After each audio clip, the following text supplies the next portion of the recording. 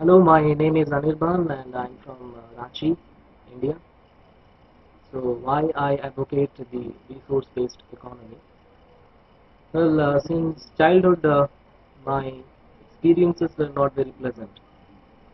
I was ridiculed by a lot of people, even my own friends and by my own relatives, because I could not keep up with the rat race of the society. Then I thought, what's the problem? Is this the problem with me? Why do I have to suffer so much?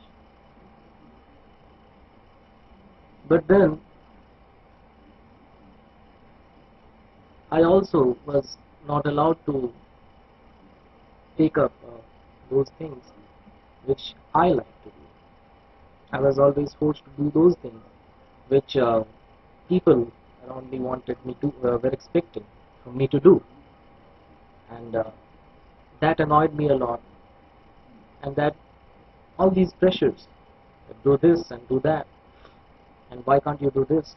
You should do all these things.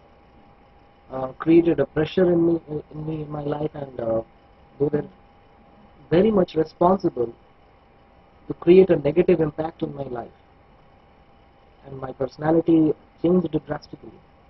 I tend to remain shy and alone. I, I could not meet freely with the people. But as I grew up, I thought that I observed all around that the sufferings are not with me alone.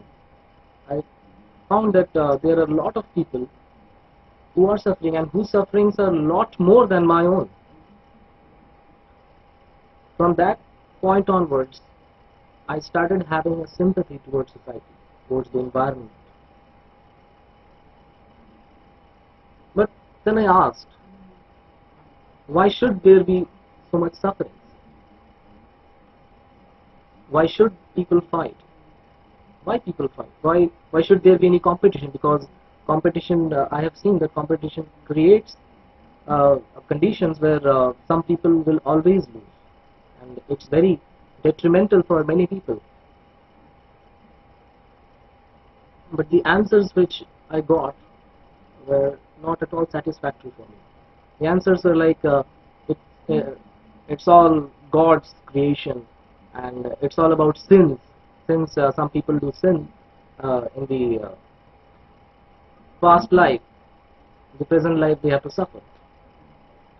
Now that's a very ridiculous notion for me, um, because I have seen in the society that those people who are more rich, more happy, they are generally very ruthless. And those people who work hard, who remain honest, they suffer much.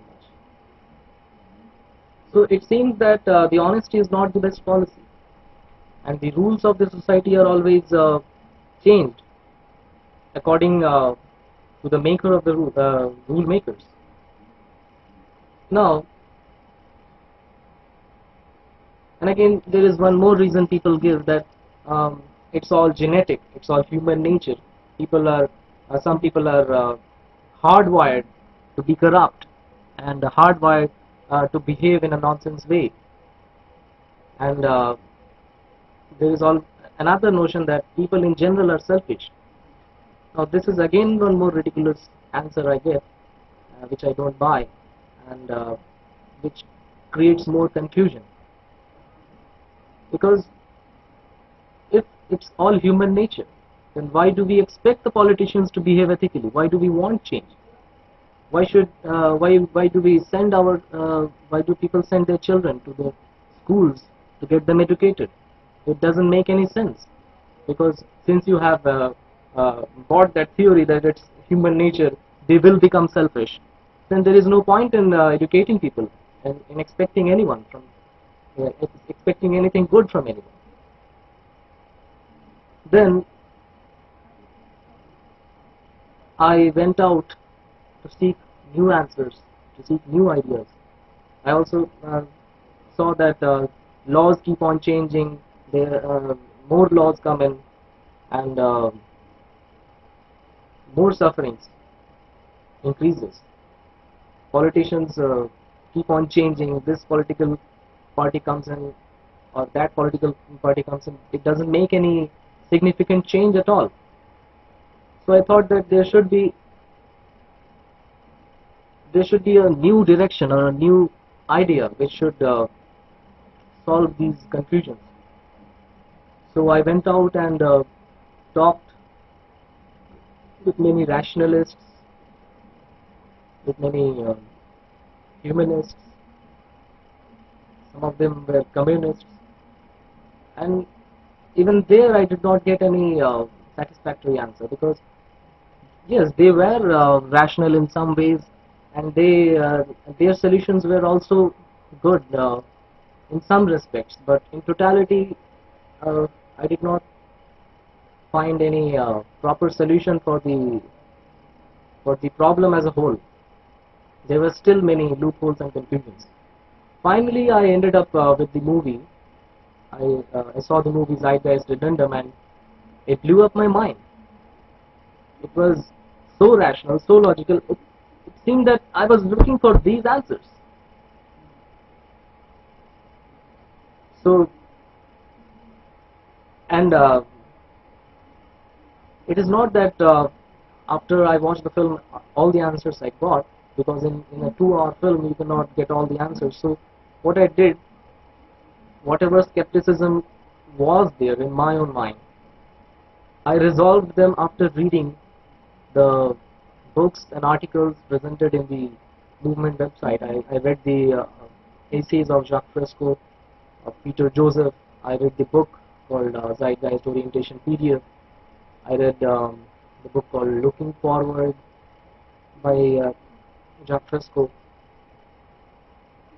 and another book called The Best Dead Money Can't Buy, and saw many videos, many small videos, and after watching and reading them, most of the skepticism went away, and the remaining skepticism which I had still, that was resolved by my own introspection, my own observation, and my own experiences with the society.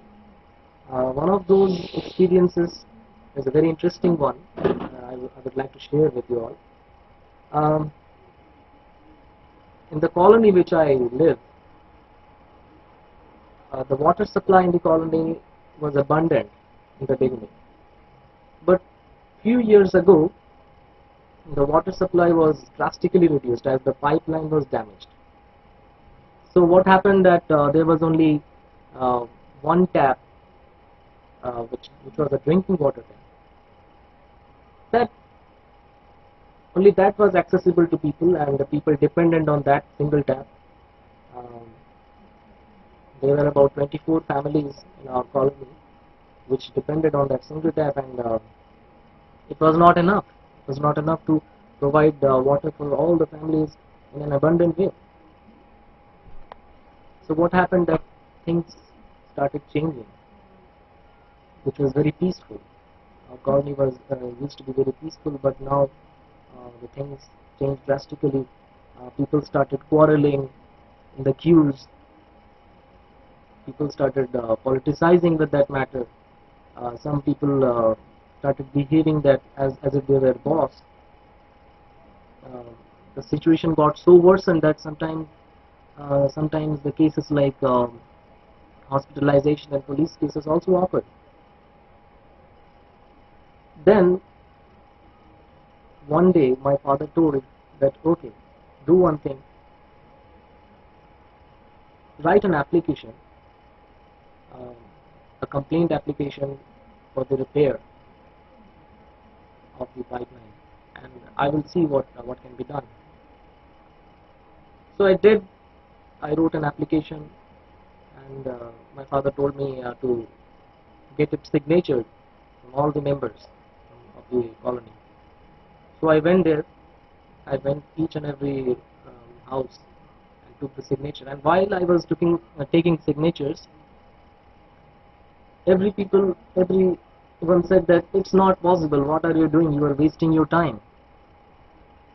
But still, I had uh, I had to do, with lot of, even with the criticisms, I took the signatures and handed the application to my dad, and he ran after all the departments and showed that application to all the officials. And weeks passed, months passed, nothing happened, and I was getting very annoyed and hopeless that perhaps nothing will change. But suddenly my dad one day came to me and said that the repair work has started, and today we have an abundant, today we again have abundant water supply, and things have again changed, and peace is again back in our colony. So that experience